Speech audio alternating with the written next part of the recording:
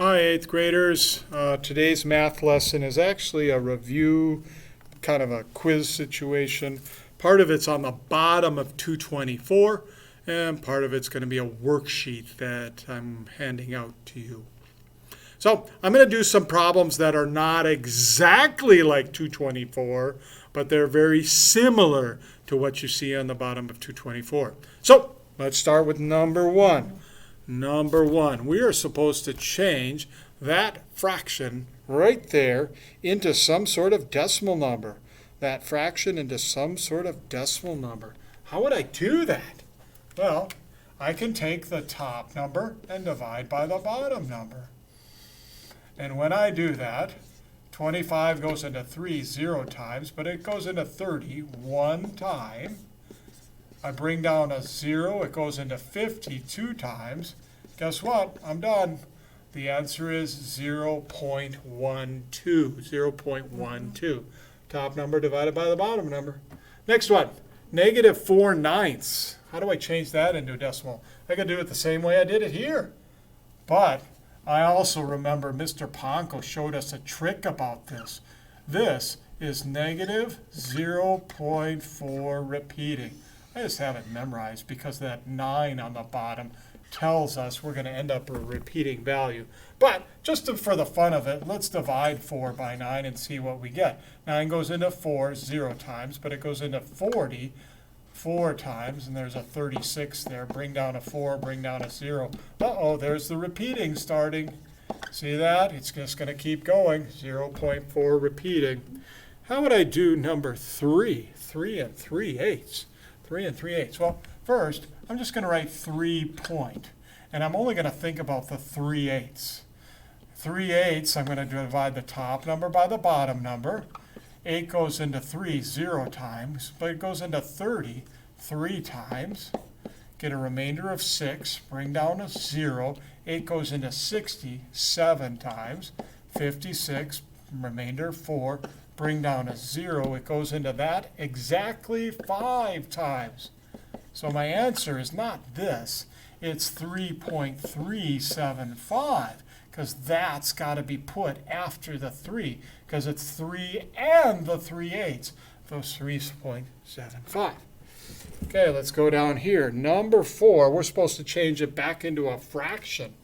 No big deal. This 2 is in the 10th spot, and the 5 is in the 100th spot. So this is -6 and 25/100ths, which simplifies to -6 and 3/4. Bingo. This one right here is 52/100ths because it's occupying the 10ths and the 100th slot. And that can simplify to 26/50ths or 13/25. Oh, this one, that's repeating ones. That's kind of like this one up here, right? This would be the fraction 1/9, because Mr. Ponko showed us that trick about repeating numbers like 0.11111, 0.22222, 0.33333, 0.44444, and so on. Okay, down here we got multiplication. It's multiplication time. Never mind. Let's divide by 8 to cross simplify. Divide by 8 to cross simplify. We get a 2 and a 1 when we divide by 8. And we get 5/24 as our answer. 5/24. 5 times 1, 2 times 12, 5/24. Do you remember the rule about division of fractions? To divide, we multiply by the reciprocal of the second number. And what do we get? We get -20/24, but we could have cross-simplified right here. Divide by 4, and we get -5/6, which is the same answer, -5/6. That's on the screen. Next one, real easy. Subtraction of fractions that have the same denominator. Lemon squeezy, easy peasy. 7/12, I don't even have to simplify. This one's a little trickier here. This one's a little trickier. We end up with 11 and 8/7 x. Huh? I can't have the number on top, the numerator, being bigger than the denominator. Something's not right there. Something's not right. How are we going to handle that? Well, let's focus in on just the 8/7.